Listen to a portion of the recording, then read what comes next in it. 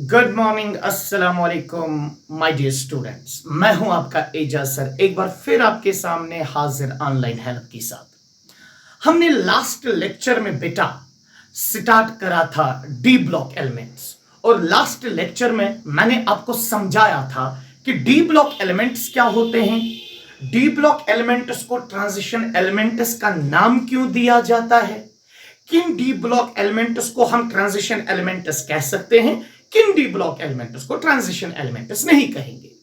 तो ये चीजें लास्ट लेक्चर में डिस्कस हो चुकी है। जिसने अभी वहां वो वीडियो नहीं देखा है वो प्लेलिस्ट में जाए, वहां पे सीरीज में है वो बेटा। नाउ आज के लेक्चर में सबसे पहले हम डिस्कस करेंगे क्लासिफिकेशन ऑफ ट्रांजिशन एलिमेंट्स। जैसे कि आपको मालूम है, जो डी ब्लॉक एलिमेंट्स है, जो ट्रांजिशन एलिमेंट्स है, वो पीरियोडिक टेबल के मिडल में लोकेटेड है, in between S and P block elements. और जब बात आती है ट्रांजिशन एलिमेंट्स की, तो हम ट्रांजिशन एलिमेंट्स को 4 सीरीज में क्लासिफाई करते हैं। अब देखो बेटा, हमने आपके साथ डिस्कशन करा था कि ट्रांजिशन एलिमेंट्स ऐसे एलिमेंट्स होते हैं जिनमें बेटा लास्ट वाला इलेक्ट्रॉन जो है, जिसको आप नाम देते हैं डिफरेंशिएटिंग इलेक्ट्रॉन, जो लास्ट वाला इलेक्ट्रॉन आप बेटा डिस्ट्रीब्यूट करते हैं इन द ऑर्बिटल, उस वाले इलेक्ट्रॉन को या तो लास्ट वाला इलेक्ट्रॉन आप कहेंगे सिंपल भाषा में, या तो इसको डिफरेंशिएटिंग इलेक्ट्रॉन कहेंगे। क्योंकि ये जो लास्ट इलेक्ट्रॉन है ना बेटा, ये डिसाइड करता है कि आपका एलिमेंट जो है क्या वो एस ब्लॉक है, पी ब्लॉक है या डी ब्लॉक है। अगर लास्ट वाला इलेक्ट्रॉन n-1 डी सबशेल में चला गया तो हम उनको कहते हैं डी ब्लॉक एलिमेंट्स, या उनको हम नाम देते हैं ट्रांजिशन एलिमेंट्स। तो देखिए, अब जब हम इन एलिमेंट्स की, ट्रांजिशन एलिमेंट्स की इलेक्ट्रॉनिक कॉन्फ़िगरेशन करेंगे, तो जो लास्ट वाला इलेक्ट्रॉन है, जो डिफरेंशिएटिंग इलेक्ट्रॉन है, वो तो डी सबशेल में चला जाएगा। अब डिपेंड करता है क्या वो डी सबशेल 3D सबशेल है, क्या लास्ट वाला इलेक्ट्रॉन 4D सबशेल में चला जाता है, क्या लास्ट वाला इलेक्ट्रॉन 5D सबशेल में चला जाता है, या 6D सबशेल में चला जाता है। उस बेसिस पे कि ट्रांजिशन एलिमेंट्स में, डी ब्लॉक एलिमेंट्स में लास्ट वाला डिफरेंशिएटिंग इलेक्ट्रॉन क्या 3D सबशेल में चला जाता है, 4D सबशेल में चला जाता है, 5D सबशेल में चला जाता है, या 6D सबशेल में चला जाता है। उस बेसिस पे ट्रांजिशन एलिमेंट्स की 4 सीरीज है। नंबर 1, अगर लास्ट वाला इलेक्ट्रॉन 3D सबशेल में चला जाएगा, इसको हम बेटा नाम देते हैं 3D सीरीज। और अगर बेटा ट्रांजिशन एलिमेंट्स की इलेक्ट्रॉनिक कॉन्फ़िगरेशन करते समय लास्ट वाला इलेक्ट्रॉन 4D सबशेल में चला गया, तो हम उनको नाम देते हैं बेटा 4D सीरीज। इसी तरह लास्ट वाला इलेक्ट्रॉन अगर 5D सबशेल में चला गया तो 5D सीरीज, और अगर लास्ट वाला इलेक्ट्रॉन 6D सबशेल में चला गया तो उनको हम कहते हैं 6D सीरीज एलिमेंट्स। सो हमारे पास 4 सीरीज है ट्रांजिशन एलिमेंट्स की, 3D series, 4D series, 5D series and 6D series. Now हमारे पीरियोडिक टेबल में जो पहली सीरीज है वो बेटा स्टार्ट होती है स्कैंडियम से लेकर जिंक, जो आपके सामने यहां प्रेजेंट है। देखो बेटा, scandium, titanium, vanadium, chromium, manganese, iron, cobalt, nickel, copper, zinc. बेटा जब आप इनकी इलेक्ट्रॉनिक कॉन्फ़िगरेशन करेंगे तो इन सारे एलिमेंट्स में जो लास्ट वाला इलेक्ट्रॉन है, डिफरेंशिएटिंग इलेक्ट्रॉन है, वो बेटा 3D सबशेल में चला जाता है। इसीलिए हम इस वाली सीरीज को, जो बेटा स्कैंडियम से स्टार्ट होती है, स्कैंडियम का एटॉमिक नंबर है 21, इसी तरह से टाइटेनियम 22, 23 अप टू बेटा जिंक, जिंक का एटॉमिक नंबर है 30। ये जो सीरीज है scandium to zinc, atomic number 21 to atomic number 30, scandium to zinc, जब हम इनकी इलेक्ट्रॉनिक कॉन्फ़िगरेशन करेंगे तो लास्ट वाला इलेक्ट्रॉन जो है वो 3D सबशेल में चला जाएगा। इसीलिए इस सीरीज को, स्कैंडियम टू जिंक जो पहली सीरीज है ट्रांजिशन एलिमेंट्स की, इसको बेटा हम कहते हैं 3D सीरीज। सिमिलरली अगर हम बात करें दूसरी सीरीज की, जो यहां पे बेटा yttrium, zirconium, niobium, molybdenum, technetium, ruthenium, rhodium, palladium, silver to cadmium, ये जो सीरीज है एटॉमिक नंबर 39 से स्टार्ट होती है। यट्रियम का एटॉमिक नंबर 39 है और कैडमियम का एटॉमिक नंबर कितना है बेटा? 48। ये जो सीरीज है, ये जो एलिमेंट्स है yttrium, zirconium up to cadmium, जब आप इनकी इलेक्ट्रॉनिक कॉन्फ़िगरेशन करोगे तो जो लास्ट वाला डिफरेंशिएटिंग इलेक्ट्रॉन है वो किसमें एंटर हो जाएगा? वो बेटा 4d सबशेल में चला जाएगा। इसीलिए इस सीरीज को हम नाम देंगे 4d सीरीज।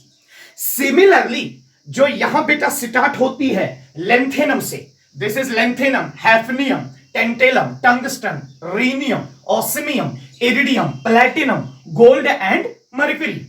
लेंथेनम का एटॉमिक नंबर है 57, हैफनियम का एटॉमिक नंबर है 72 और मर्करी का एटॉमिक नंबर है बेटा 80।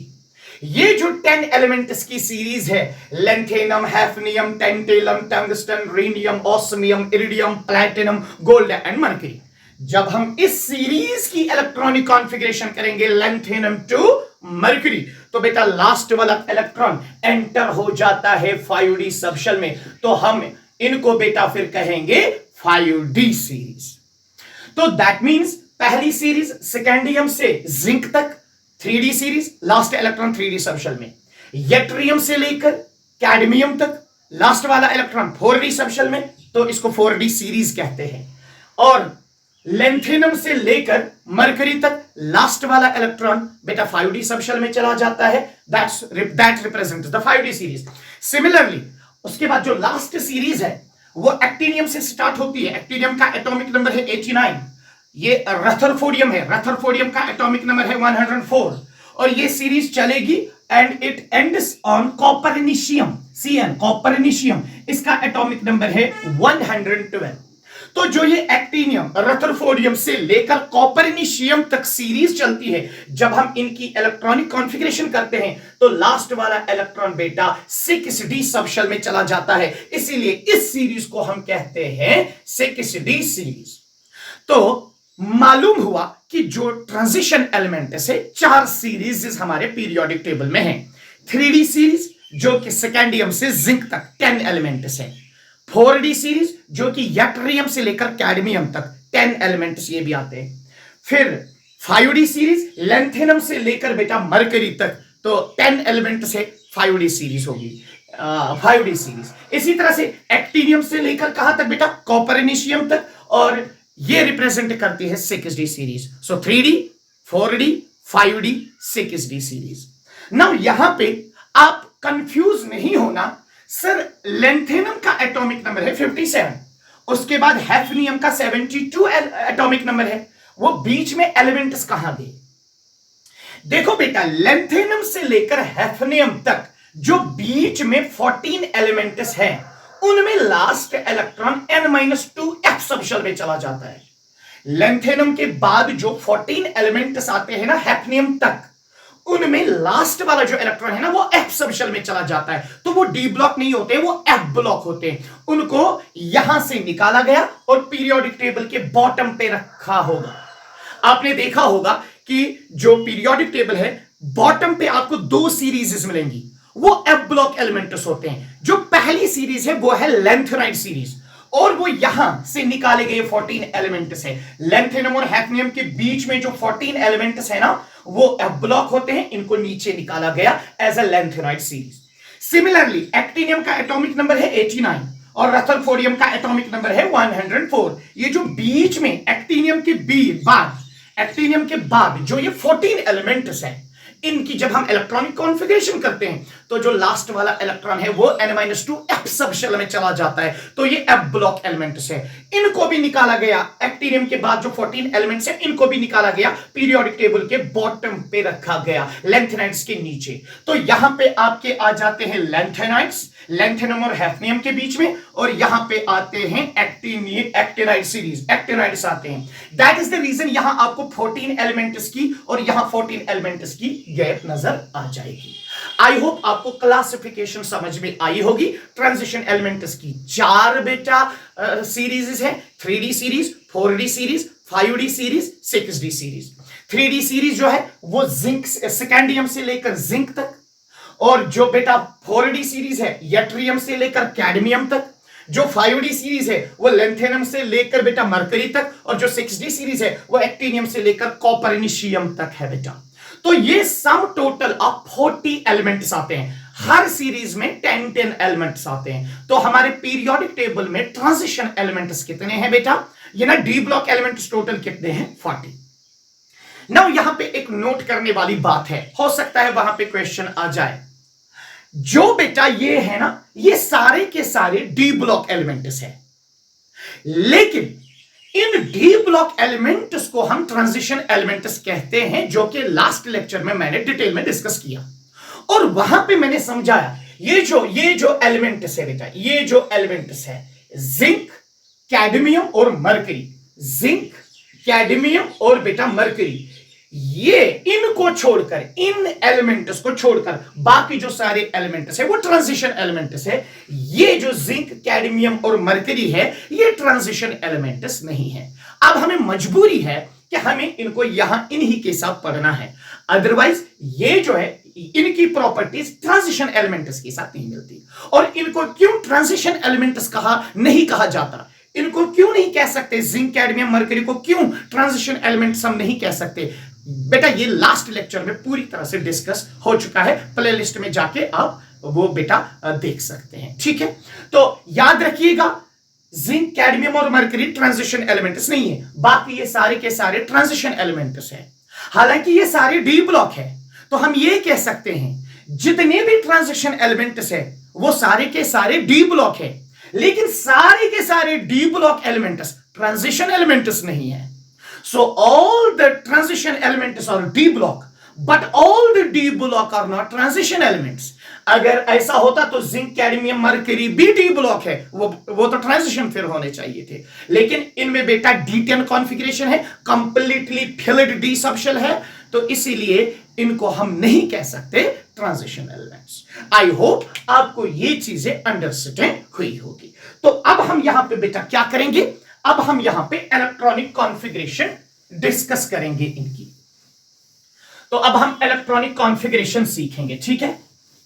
इलेक्ट्रॉनिक कॉन्फ़िगरेशन, तो ट्रांजिशन एलिमेंट्स की इलेक्ट्रॉनिक कॉन्फ़िगरेशन अब हम डिस्कस करेंगे। आपने 10th क्लास या ना 11th क्लास में भी लर्न किया होगा, एटॉमिक स्ट्रक्चर में काफी डिटेल में इलेक्ट्रॉनिक कॉन्फ़िगरेशन पढ़ी होगी, तो यहां थोड़ा सा रिवाइज हो जाएगा। सो बात करते हैं इलेक्ट्रॉनिक कॉन्फ़िगरेशन, बात करेंगे कि बेटा इलेक्ट्रॉनिक कॉन्फ़िगरेशन किनकी इलेक्ट्रॉनिक कॉन्फ़िगरेशन? ट्रांजिशन एलिमेंट्स की इलेक्ट्रॉनिक कॉन्फ़िगरेशन। चलिए स्टार्ट करते हैं। देखिए बेटा, जहां तक डी ब्लॉक एलिमेंट्स का सवाल है, इनकी जो जनरल आउटर कॉन्फ़िगरेशन है वो है n-1d 1 to 10 ns 0 to 2। आपको तो मालूम ही है कि डी ब्लॉक एलिमेंट्स में लास्ट वाला इलेक्ट्रॉन डी सबशेल में चला जाता है। डी सबशेल में 5 ऑर्बिटल्स होते हैं, तो उन 5 ऑर्बिटल्स में मैक्सिमम 10 इलेक्ट्रॉन्स रह सकते हैं। तो यहां पे किसी एलिमेंट में डी में 1 चला जाएगा, डी में 2 चले जाएंगे, D3, D4, D5, D6, D7, D10।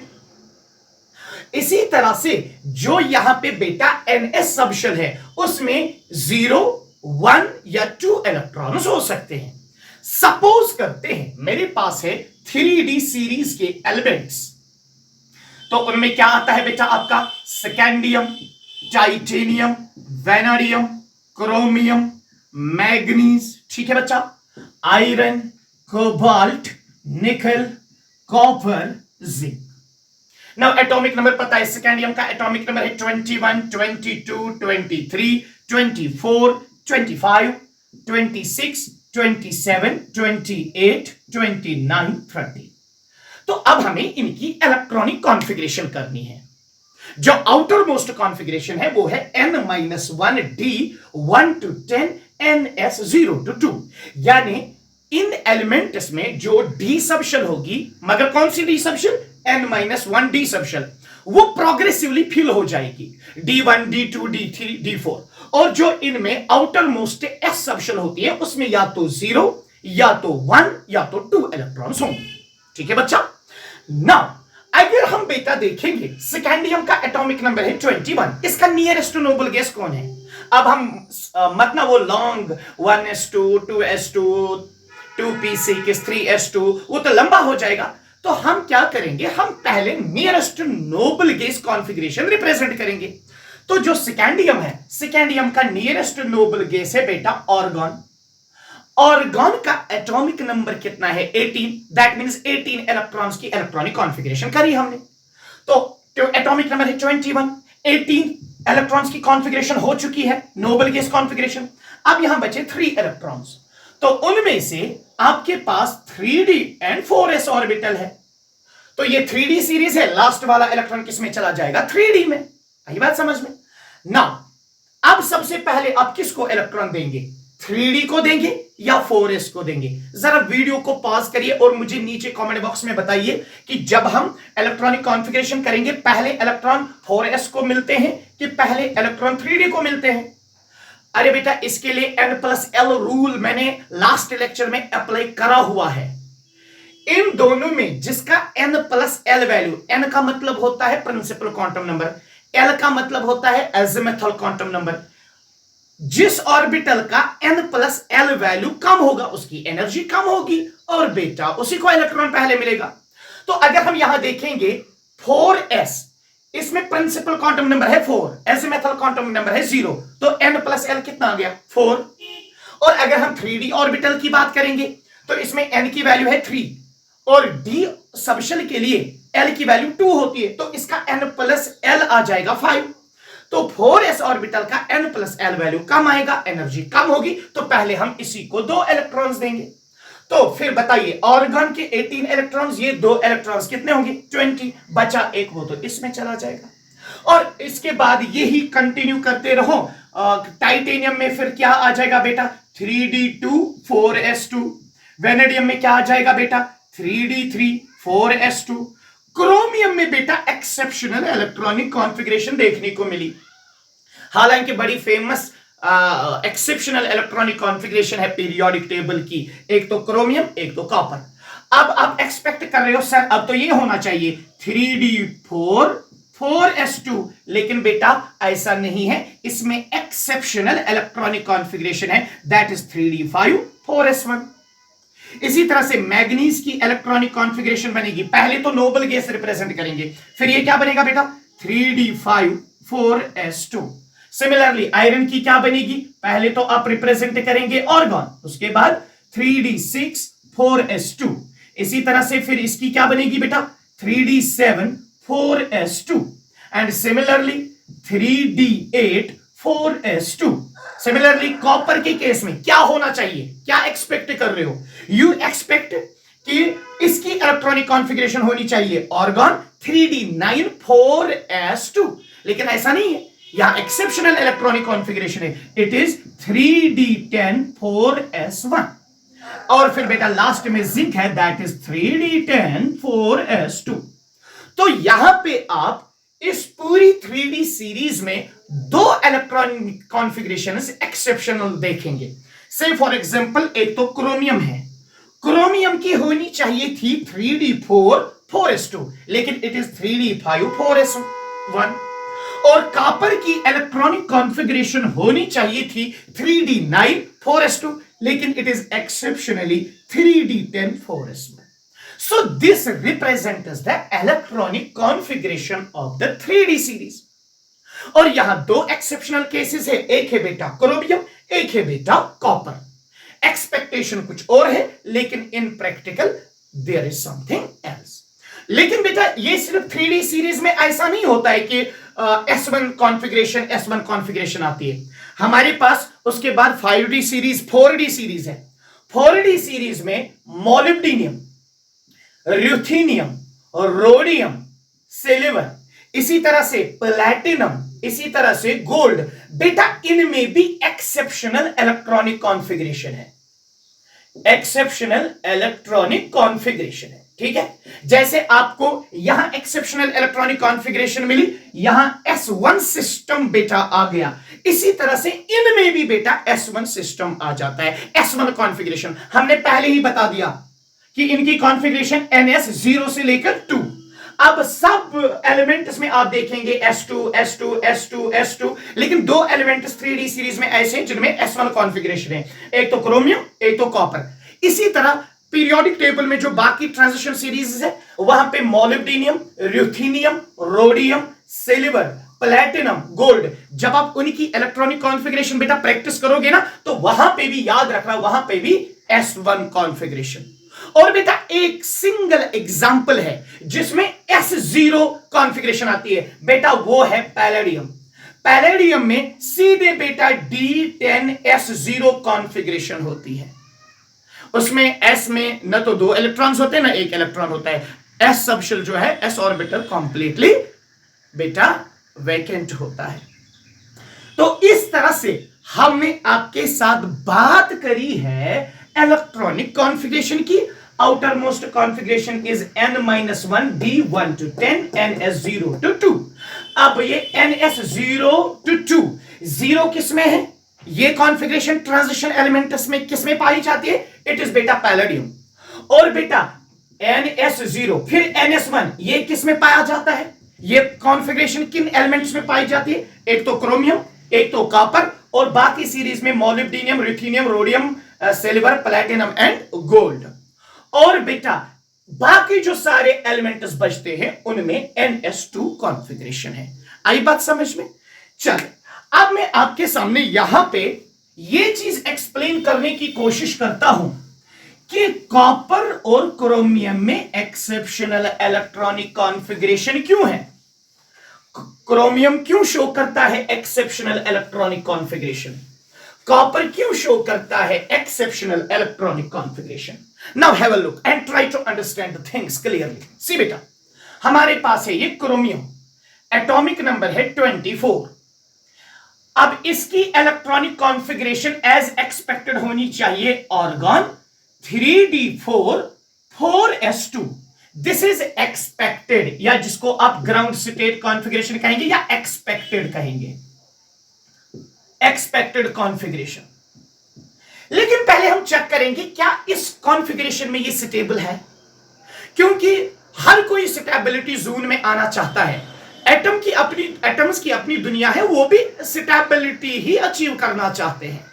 ये जो एक्सेप्शनल केसेस सारे हैं ना, सब स्टेबिलिटी का फंडा है। अब अगर हम बात करेंगे यहां डी सबशेल में 4 इलेक्ट्रॉन्स है, ये देखो बच्चा 1 2 3 4 5, और ये है आपका S। अब बेटा डी सबशेल में कितने इलेक्ट्रॉन है? 4, 1 2 3 4, और S में कितने हैं? 2 इलेक्ट्रॉन। नाउ अगर आप इस सिस्टम ऑफ कॉन्फ़िगरेशन को देखोगे, यहां पे डी सबशेल में 5 ऑर्बिटल है, लेकिन 5 में से सिर्फ 4 ही ऑर्बिटल्स के अंदर एक एक इलेक्ट्रॉन है। ये बेचारा खाली पड़ा हुआ है। मतलब ये जो सिस्टम है कॉन्फ़िगरेशन का, इट इज अनसिमेट्रिकल। ये बेटा अनसिमेट्रिकल है, और आपको मालूम है nature what symmetry, symmetry leads to stability.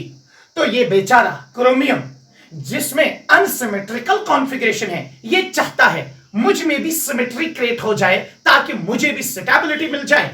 तो अब होता क्या है, सिंस ये जो 3D एंड 4s सबशेल्स है ना, इनमें एनर्जी गैप बहुत कम होती है, तो आसानी से 4s से एक इलेक्ट्रॉन बेटा जंप मारता है यहां 3D सबशेल में, 3D ऑर्बिटल में। तो अब मुझे बताइए अब इसकी इलेक्ट्रॉनिक कॉन्फ़िगरेशन क्या बनेगी। शाबाश बेटा, जरा बताइए 1 2 3 4 5। अब इसमें एक 4 तो पहले थे ही, D4 तो था ही। अब क्या हो जाएगा, यहां से एक इलेक्ट्रॉन इधर जंप करेगा तो ये बन जाएगा D5 सिस्टम। अब मुझे बताओ, अब क्या ये सिमेट्रिकल है क्या unsymmetrical? Every orbital contains 1 electron. Now इसकी कॉन्फ़िगरेशन क्या बन जाएगी सर? ये बन जाएगी सिमेट्रिकल, और जहां सिमेट्री, नेचर वांट सिमेट्री, और जहां सिमेट्री वहां क्या आ जाएगी बेटा? वहां स्टेबिलिटी आ जाएगी। दैट मींस, और यहां पे बेटा फिर S में कितने इलेक्ट्रॉन रहते हैं? एक। दैट मींस D4S2 सिस्टम जो है वो अनसिमेट्रिकल है, वो अनस्टेबल है। इसीलिए यहां पे एक्सेप्शनली D5 और S1 कॉन्फ़िगरेशन आती है, क्योंकि ये ज्यादा सिमेट्रिकल है और ज्यादा स्टेबल है। This is one of the reason why chromium shows exceptional electronic configuration. And similarly copper में भी यही फंडा है। अब कॉपर में देखो, अगर हम कॉपर की बात करेंगे 1 2 3 4 5, कॉपर की जो कॉन्फ़िगरेशन है वो है बेटा 3d9 4s2। ये होनी चाहिए, एक्सपेक्ट कर रहे हैं आपकी ये वाली इलेक्ट्रॉनिक कॉन्फ़िगरेशन होनी चाहिए। चलो देखते हैं क्या ये स्टेबल होगी, क्या ये सिमेट्रिकल होगी। अब 9 इलेक्ट्रॉन 1 2 3 4 5 6 7 8 9। अब देखो बेटा, और यहां पे 2 electron. This is expected electronic configuration of copper. Copper की ये इलेक्ट्रॉनिक कॉन्फ़िगरेशन होनी चाहिए, क्या होगी? सी बेटा, अब ये जो डी सबशेल है, डी सबशेल में 5 ऑर्बिटल्स है, 4 ऑर्बिटल जो है वो कंप्लीटली फिल्ड है, लेकिन एक ऑर्बिटल जो है दैट कंटेन्स अनपेयर्ड इलेक्ट्रॉन। तो क्या ये सिमेट्रिकल सिस्टम है? No, it's not symmetrical, it is unsymmetrical. ये बेटा अनसिमेट्रिकल सिस्टम है, और अनसिमेट्री जो है वो सिस्टम को अनस्टेबल बना देता है। अब मुझे बताओ, इज देयर एनी चांस कि ये सिमेट्रिकल बन जाए? यस, यहां से एक इलेक्ट्रॉन इधर शिफ्ट हो जाएगा, तो फिर ये कॉन्फ़िगरेशन क्या बन जाएगी? फिर ये कॉन्फ़िगरेशन D10 बन जाएगी और S1। तो सब स्टेबिलिटी का फंडा है। अगर हम देखेंगे ग्राउंड स्टेट में क्रोमियम का D4 एंड S2 है, एक्सपेक्टेड, लेकिन इस वाली कॉन्फ़िगरेशन में ये अनसिमेट्रिकल है, दैट मींस अनस्टेबल। क्रोमियम के केस में अगर हम देखेंगे तो D9S2 होनी चाहिए एक्सपेक्टेड, लेकिन अनसिमेट्रिकल कॉन्फ़िगरेशन है, वो अनस्टेबल कॉन्फ़िगरेशन है। इसीलिए chromium and copper exceptional electronic configuration show करते हैं, क्योंकि ग्राउंड स्टेट में इनकी जो इलेक्ट्रॉनिक कॉन्फ़िगरेशंस होती है, जो हम एक्सपेक्ट कर रहे हैं, वो अनसिमेट्रिकल कॉन्फ़िगरेशंस है, वो अनस्टेबल कॉन्फ़िगरेशंस है। इसीलिए वो जंप करते हैं towards the symmetry, because symmetry leads to stability.